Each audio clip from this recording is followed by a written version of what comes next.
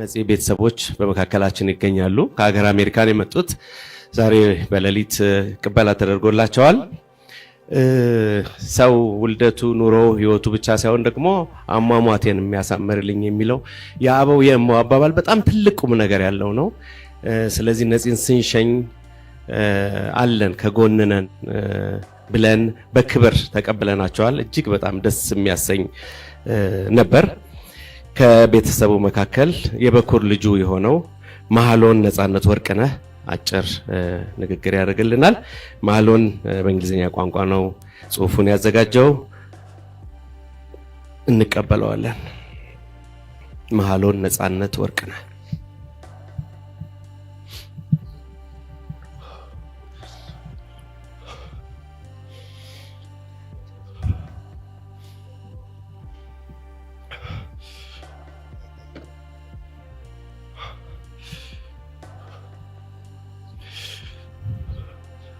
My father, Natsanet Warkana, was a good man, a devoted husband, and the best father I could have possibly asked for.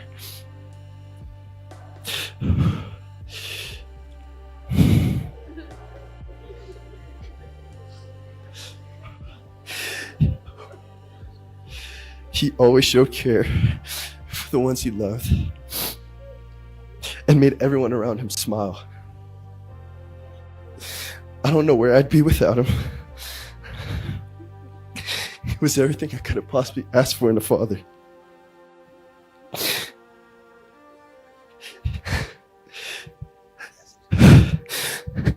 He gave me the lessons I needed to learn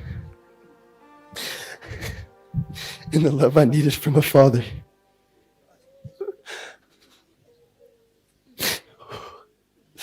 It pains my family and I greatly now that he is gone. But we know deep down that he's in a better place with God. Amen.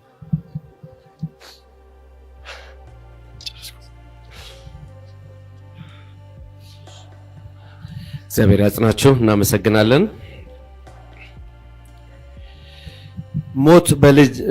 ሞት በምን ድል ይነሳል ሲባል በመውለድ ነፂ ዘሩን ተክቷል።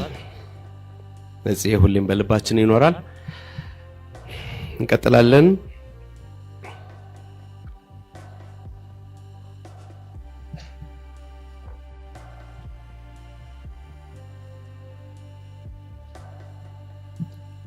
ደረጀ ኃይሌ ኮሜዲያን ወደ መድረክ እንጋብዛለን።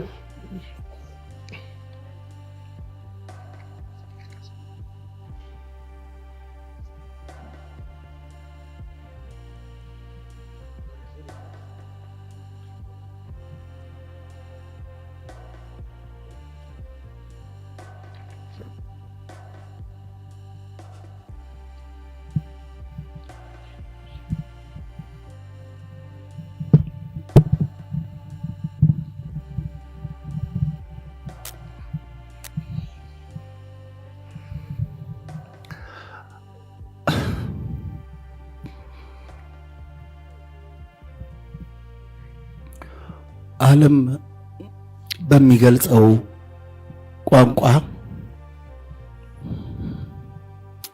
ስለ ነፂ ተነግሯል።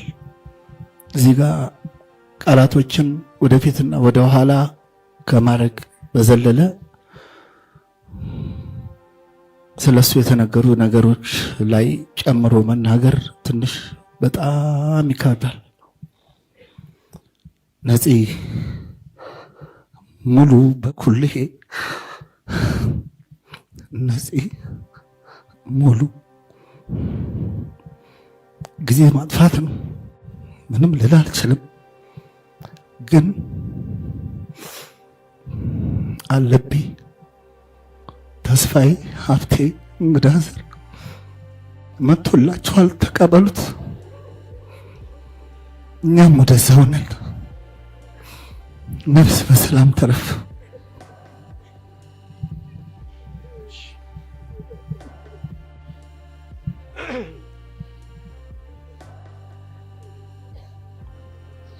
እሺ እንቀጥላለን።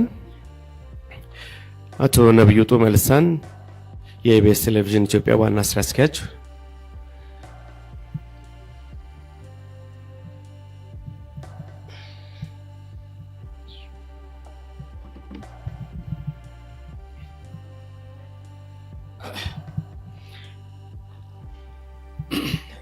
የሳቅ የደስታ ምንጭ የነበረው ኮከባችንን አተናል።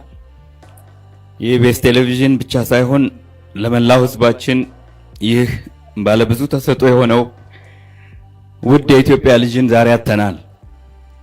እንግዶች እዚህ የተገኛችሁ፣ በተለይም ቤተሰቦቹ ይህንን ድንገተኛ መርዶ በሐዘን ልብ የተቀበላችሁ የነጻነት ወርቅነህ ውድ ቤተሰቦች፣ ነጻነት ወርቅነህ በኪነ ጥበብ ስራዎቹ ኢትዮጵያንን ሲያዝናና በቤተሰብ ጨዋታ ፕሮግራሙ ደግሞ በቤታችን ገብቶ ደስታን ሲያካፍለን የቆየ የጥበብ ሰው ነበር። የእርሱ ህልፈት ለኢትዮጵያ ኪነ ጥበብ ትልቅ ኪሳራ ሲሆን በህዝብ ልብ ውስጥ ያለ ልዩ ቦታ ሁልጊዜም ሕያው ሆኖ ይኖራል። ላለፉት 9 ዓመታት በኢቢኤስ ቴሌቪዥን ስቱዲዮዎች ውስጥ ሳቁና ፈገግታ የማይለየውን የጣቢያችንን የአምድ ስራ የቤተሰብ ጨዋታን በራሱ የፈጠራ ጥበብ አቀራረብ አሳምሮ የከወነ ይህ ፕሮግራም በተወዳጅነት እንዲዘልቅ ትልቁን ድርሻ የተወጣ ወንድማችን ነጻነት ወርቅነህን ዛሬ እንሰናበተዋለን። ነጻነት ለኢቢኤስ አንድ ባለሙያ ብቻ ወይም ሰራተኛ ብቻ አልነበረም። እኛ የጣቢያችን መለያ፣ የፈጠራ ማማ፣ የብዙዎቻችንም ወንድም ነበር። ላለፉት 9 ዓመታት ከኛ ጋር የሰራ ሙያውን በታማኝነት በከፍተኛ ፍቅርና ዲሲፕሊን ያገለገለ ሰው ነበር።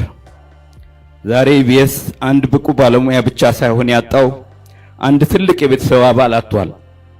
ነጻነት በቤተሰብ ጨዋታ ፕሮግራሙ አማካኝነት የኢትዮጵያውያን እናቶችን አባቶችን ምርቃት ያተረፈ፣ ልጆችን ያሳቀ፣ በስደት ያሉ ወገኖችን ከሀገራቸው ጋር በሳቅ ያስተሳሰረ የሀገር ባልደረባ ነበረ።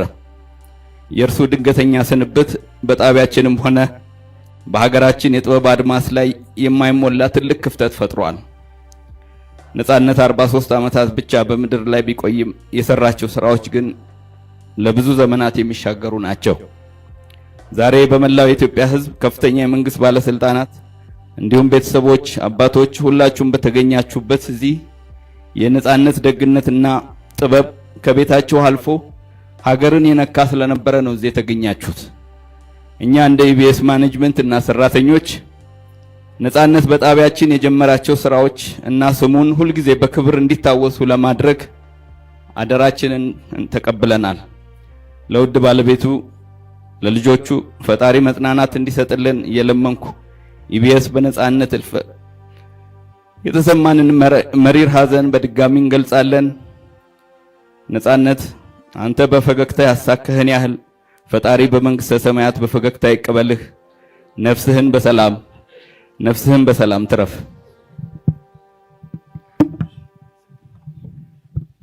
እናመሰግናለን። እንቀጥላለን። አርቲስት ቤዛዊት መስፍን።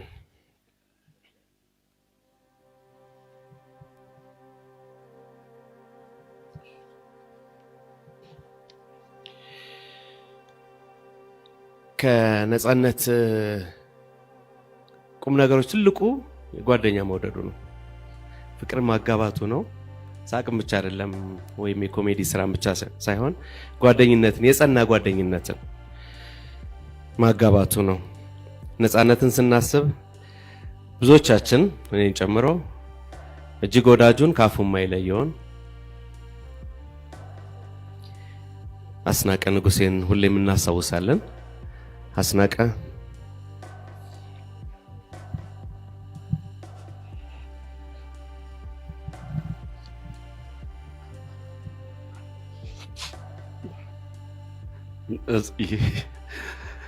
ነጻነት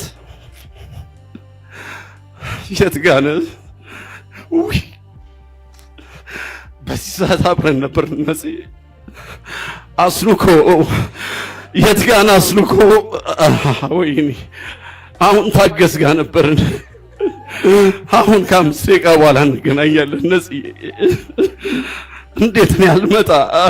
ወይኔ ነጽዬ እንዴ በጣም ይደብራል፣ ይደብራል ነጽዬ እንዴ ብቻዬን ነው የተውከኝ ነጽዬ። ማንን አስተዋወከኝ ነጽዬ? እንዴ መጣው አትጥራው ነጽን አትጥሪው አልካት ማሚን። ወይኔ አስሪን አትጥሪው አልካት። ነጽዬ መጣው ደረስኩ ትንፋሽ ላይ አመለጥክ ነጽዬ። እንዴ ላለፉት 29 ዓመታት አዎ ነጽዬ የተለያየ ነው። 1 ወር አይሆንም ነጽዬ። ሁሌ ጋቢና ውስጥ ነው ያለው አንተ አለ ነጽዬ። በየቢሮ የምታኮራኝ በገባንበት ቢሮ አኩረት የምታወጣኝ ነጽዬ። አንተን እንደ ቀልድ ነፍስህን ይማር ማለት አልችልም ነጽዬ። አዎ ነጽዬ በጣም ጨከኝ ነጽዬ። ወንድሜ ጓደኛዬ ከንጹህ ዘር ጋር ስትጋቡ ነው የነበርኩ ነጽዬ ነው የነበርኩ። ንጹህ ዘርን ለማን ተውክ? መሐሎንን ለማን ተውክ? ሌይላን ለማን ተውክ? ግሬስን ለማን ተውክ? ማሚን ለማን ተውክ? እኛን ለማን ተውክ? ነጽዬ ነጽዬ አንተ ምንም አትሆንም። ንጹህ ቦታ ነህ። ሰፈር ላይ የሚጠብቁ ልጆች አሉ። ማታ ማታ ስትገባ ብር የምታደላቸው እነሱ ልጆች ትናንት እያስለቀሱን ነበር። እነሱን ስታጣ በር ላይ አስቀምጠው የምትሄደው ጥለላቸው የምትሄደው ብር ማን ነው የሚጥልላቸው? ነጽዬ ወንድሜ ጓደኛዬ ነጽዬ ሁሉ ነገሬ ያንተን ልብስ ነው የምለብሰው ታውቃለህ። እየተለዋወጥን ነው የምናደርገው ወንድሜ። አልችልም በቃ ኑርልኝ፣ በዛው ከመድኃኒዓለም ጋር ኑርልኝ።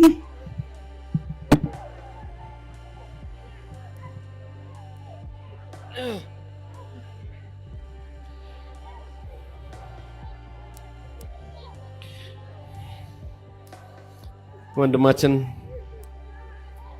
አስናቀ እግዚአብሔር ያጽናህ። ወንድማችን እግዚአብሔር ያጽናን። በርታ እንበል፣ በርታ እንበል። እግዚአብሔር ያጽናን፣ እንበርታ።